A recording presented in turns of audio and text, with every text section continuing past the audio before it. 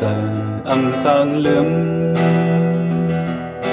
theo từng khao khát khăm nôn lén lén sương này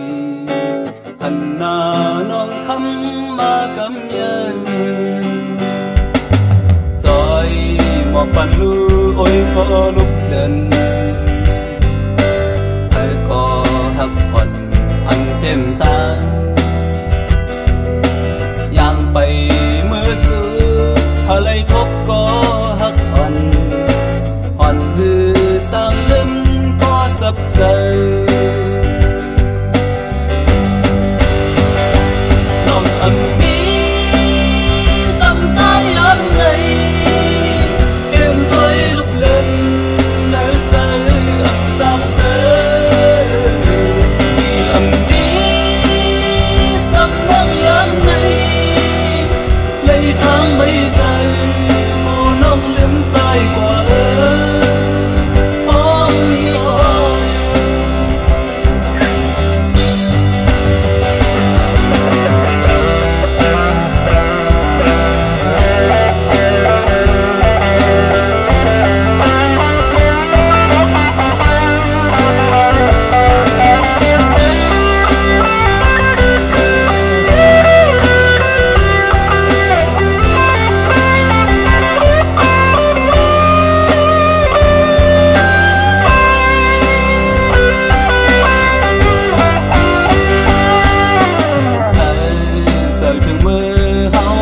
hắc cần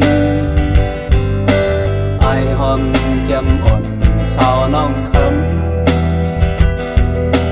chân giờ sai máu sao hàng lâu su hắc ổn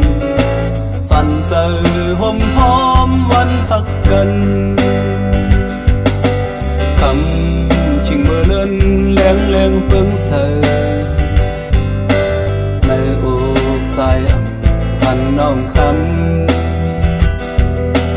âm giang giống sâu